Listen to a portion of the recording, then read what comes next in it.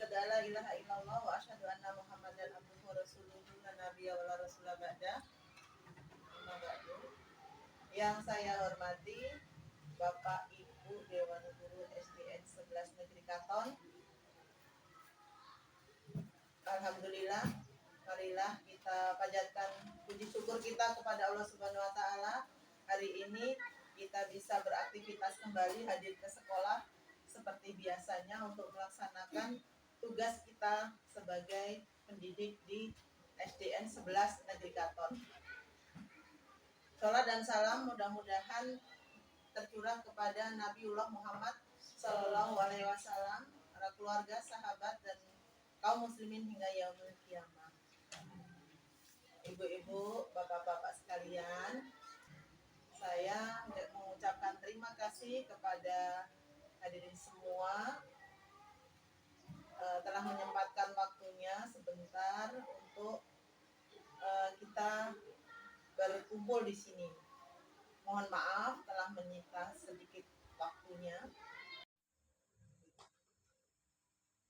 Bapak Ibu sekalian, hari ini saya akan melaksanakan observasi tentang pengelolaan kinerja kepala sekolah, di mana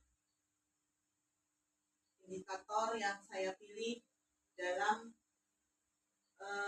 kinerja dalam pengelolaan kinerja adalah tentang presentasi visi misi sekolah. Target perilaku pilihan itu kepala sekolah melibatkan audiens sepanjang presentasi yang meliputi perhatian, interaksi, dan respon aktif. Jadi di sini saya akan menjelaskan tentang visi misi sekolah kita. Tentang visi misi sekolah, terutama visi misi sekolah kita itu seperti apa, mau kita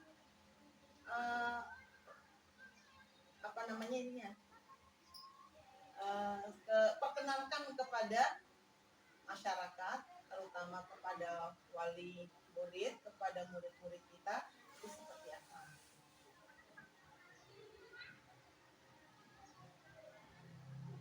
Visi misi sekolah kita pada intinya adalah untuk mendidik murid-murid kita menjadi generasi yang berilmu dan beradab, sehingga nanti terwujud generasi yang beriman, berakhlak mulia, cerdas, terampil, berkarakter, dan cinta tanah air.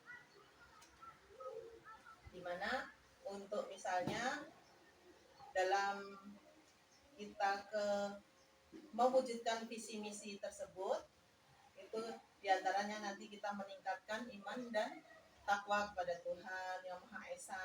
Seperti misalnya di sekolah kita alhamdulillah sudah dilaksanakan kegiatan rutin kepada anak-anak seperti sholat duha, kan? Sholat duhur berjamaah, ya. Kemudian kegiatan-kegiatan keagamaan lainnya, mudah-mudahan itu bisa meningkatkan iman dan takwa anak didik kita. Kemudian melaksanakan pembelajaran yang aktif, inovatif, kreatif, ya, sesuai dengan pembelajaran yang sekarang dicanangkan itu yang menyenangkan, ya, yang deep learning gitu kan, ya. Kemudian nanti kita bisa mengembangkan lingkungan yang saling menghormati, alhamdulillah di sekolah kita saling menghormati, ya. Nah, kemudian menerapkan pembelajaran dengan menanamkan prinsip pendidikan karakter, ya, agar tadi berkarakter. Kemudian melaksanakan kegiatan ekstrakurikuler untuk melatih keterampilan secara berkesinambungan. Alhamdulillah juga di sekolah kita sudah melaksanakan kegiatan ekstrakurikuler wajib, terutama pramuka, wajib dan pramuka, kemudian ekstrakurikuler lagi lainnya. Insya Allah ya Bu, sudah banyak ya? Ya, ada. Terima kasih. Sini ada pembimbing taklis, ada pembimbing matematika, bahasa Inggris, dan olahraga. Mudah-mudahan nanti bisa nambah ekstrakurikulernya. Ekstrakurikuler apa? Untuk meningkatkan keterampilan anak. Kemudian meningkatkan proses kegiatan pembelajaran dan kedisiplinan untuk mencapai kesuksesan.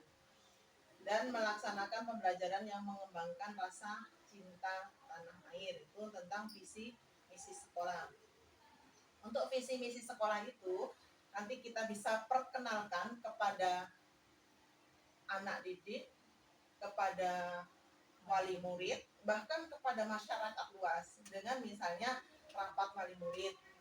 Kemudian kita sosialisasikan di rapat wali murid atau melibatkan wali murid dalam pembelajaran dan kegiatan lain. Dan ini nanti kita berusaha untuk menggalakkannya, melibatkan wali murid. Kemudian bisa menggunakan media sosial seperti yang sering kita lakukan. Kalau kita misalnya di WA, di sosmed lainnya, itu kita bisa memperkenalkan visi misi sekolah kita melalui kegiatan yang kita lakukan. Nah, meningkatkan prestasi.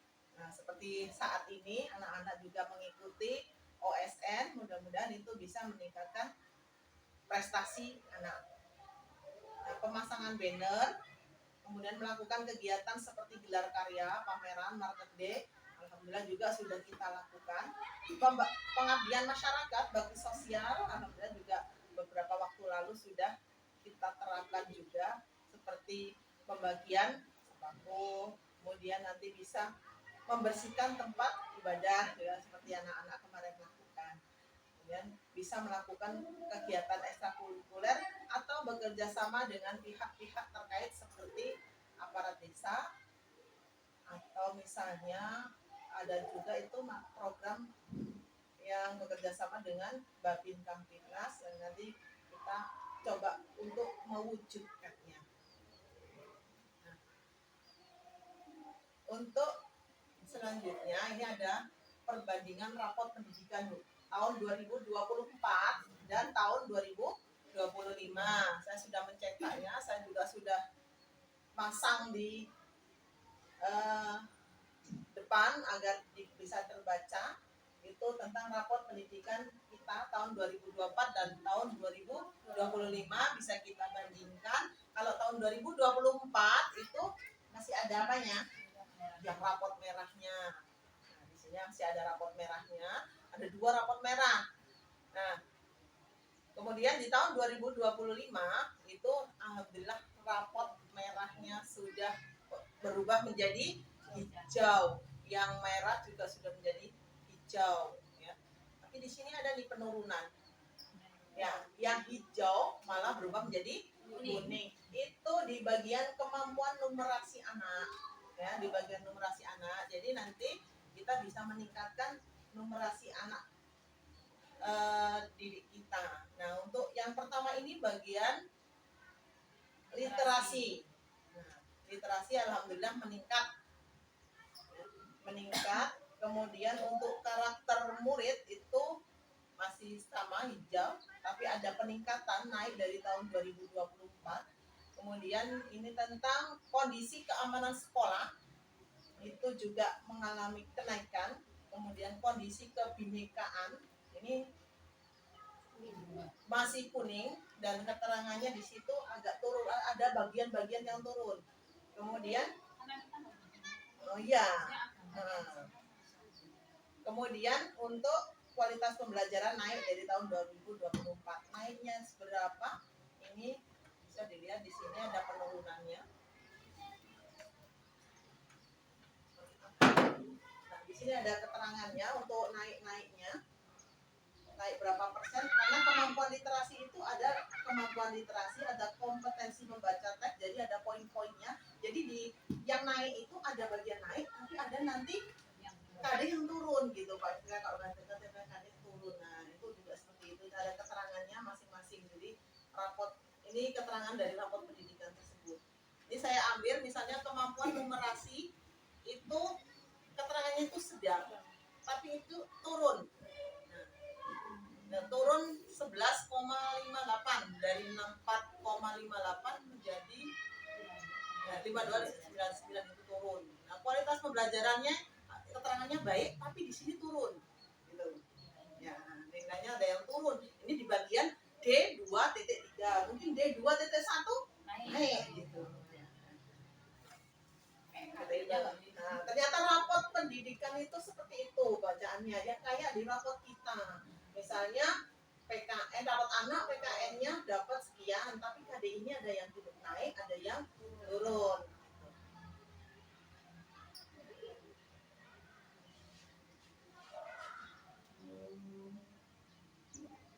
Nah, mudah-mudahan nanti ke depannya kita bisa menaikkan rapot kita. Jadi yang hijau mempertahankan hijau, tapi presentasinya naik, tapi untuk yang kuning nanti bisa berubah menjadi hijau. Nah, jangan sampai nanti ada lagi rapot warna merah, sehingga nanti bisa mempengaruhi akreditasi kita untuk tahun ke depannya, ya. Dan bisa naik.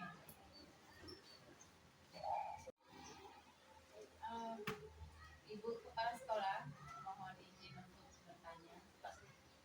Itu kan di dua rapot itu antara 2024 dan 2025, Ya. itu kan ada apa ya namanya, indikator ya? Ya. Nah, yang di 2024 itu saya lihat kok ada 6 indikator, dan yang di 2025 itu ada 7 indikator. Nah, itu yang tidak ada di 2024 itu apa sih, nggak terbaca itu? Oh, yang bagian ini ya, Bu. Karena 1, 2, 3, 4, 5, 6, 7 gitu ya. Ya. Yang ini bukan indikator, Bu. Oh. Itu inspirasi cara meningkatkan hasil. Ya. Oh, gitu. Karena Jadi itu kayak saran dari sananya.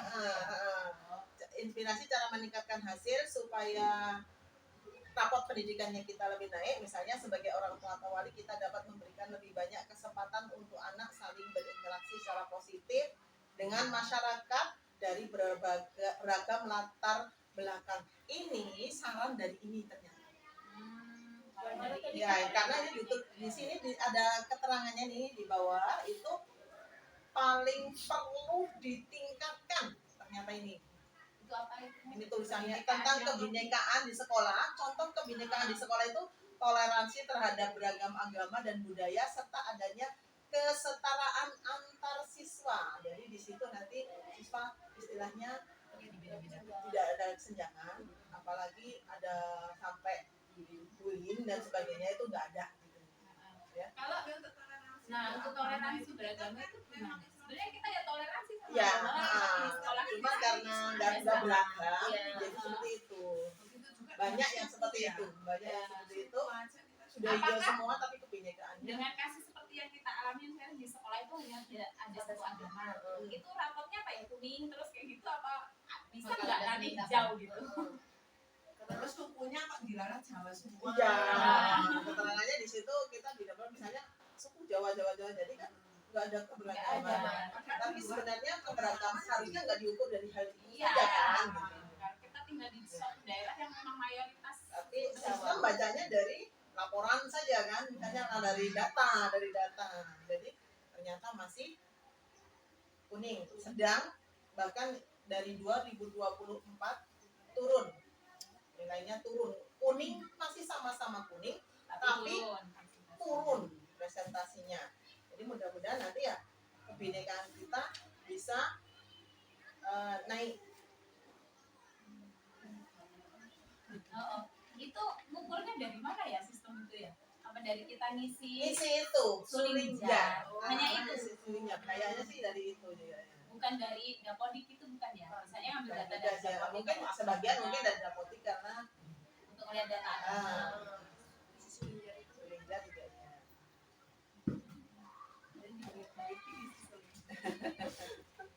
Ya. Ada lagi, Bu? Ya, cukup. Alhamdulillah, terima kasih kepada rekan-rekan semuanya. Selamat beraktivitas kembali. Saya Andi. Assalamualaikum warahmatullahi wabarakatuh. Waalaikumsalam warahmatullahi wabarakatuh.